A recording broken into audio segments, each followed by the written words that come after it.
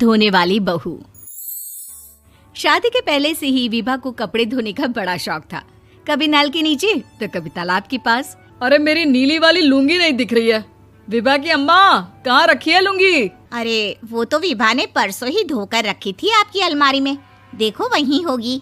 वो ना मैंने आज धो दी, मुझे लगा कि गंदी हो गई होगी। अरे कैसे गंदी हो गई थी? उसे तो मैंने पहना भी नहीं। हे भगवान, इस लड़की के कपड़े धोने की आदत से परेशान हो गया हूँ मैं। जितना तो घर में राशन नहीं आता, उससे कहीं ज्यादा डिटर्जेंट पाउडर का खर्चा है।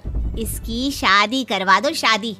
जाए अपने घर में ही करे काम, फिर चाहे घर के कपड़े धोने हो या पूरे गांव के।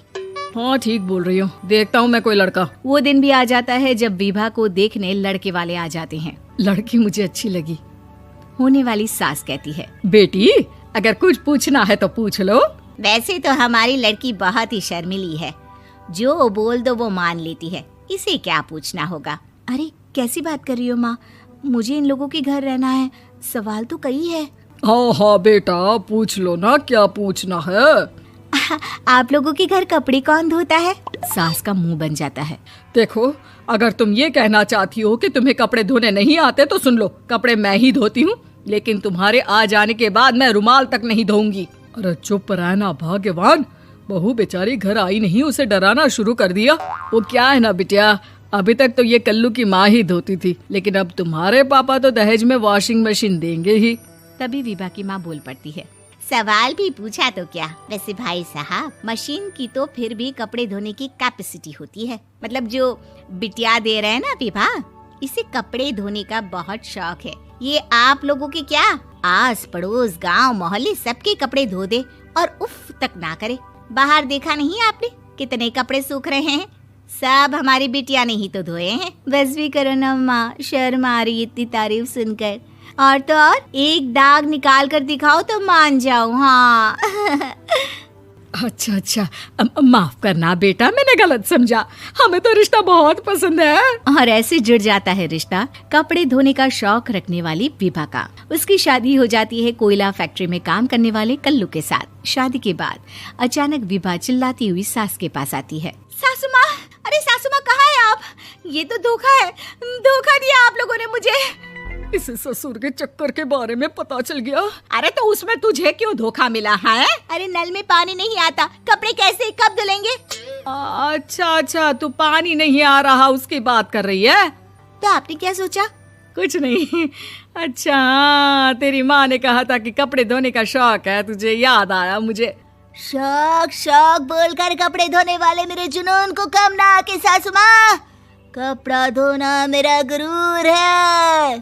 तभी पति भी वहाँ आ जाता है। अभी मैंने इसे सनी देओल की फिल्म दिखाई है, उसी के डायलॉग मार रही है माँ। अच्छा सुन, साफ साफ बता रही हूँ, पानी सुबह 4 से 6 और शाम को 10 से 12 आता है, समझी? विभा टाइमिंग सुनकर हैरान हो जाती है। ये क्या भूतों का मोहल्ला है?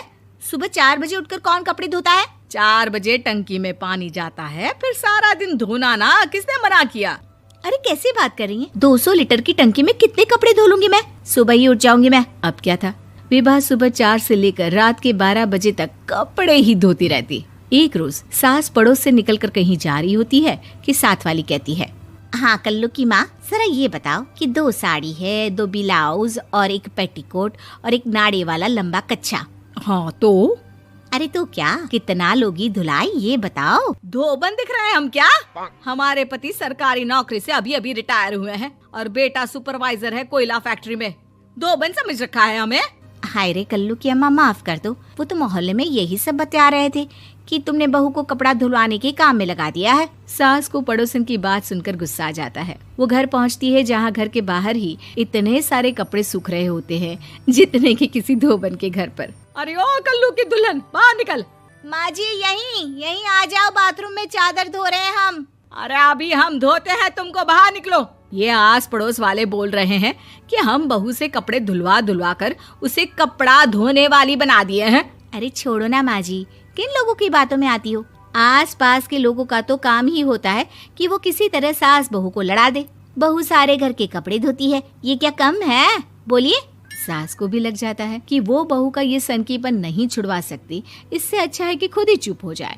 एक रोज सास और बहू मंदिर जाते हैं, जहाँ सास की साड़ी वहाँ खड़ी भीख मांगने वाली से मिलती है। माँ जी क्या बात है, आपकी साड़ी उस भिखारन से कितनी मिल रही है ना? हाँ हाँ देखो तो, दोनों की साड़ी मिल रही है। क्या बात है कल्लू की अम्मा, तुम खुद को तो अफसर की बीवी बताती हो और ऐसी सिंपल सी प्लेन साड़ी पहनकर घूमती हो। सिंपल और प्लेन नहीं है ये साड़ी। तो क्या सोने के धागे से फूल बने हैं? कुछ भी सासू माँ, कुछ भी। हाँ बने थे इस साड़ी में सोने के धागे से फूल। मेरे पति लेकर आए थे मद्रास से स्पेशली मेरे लिए 10,000 की। ताहे भाई साहब इस भिखारन के लिए भी सेम टू सेम साड़ी लेकर आए होंगे 10,000 की। सास उस वक्त तो कुछ नहीं कहती, लेकिन बहू के साथ घर आती है और अलमारी से एल्बम निकाल कर लाती है। ये साड़ी देख रही है, ये वही साड़ी है जिसे मैंने अभी पहना था।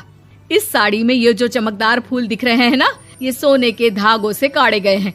लेकिन तू लोकल वॉशिंग मशीन ब्रश से घिस घिस कर सारे फूलों को निकाल कर साड़ी प्लेन कर दी।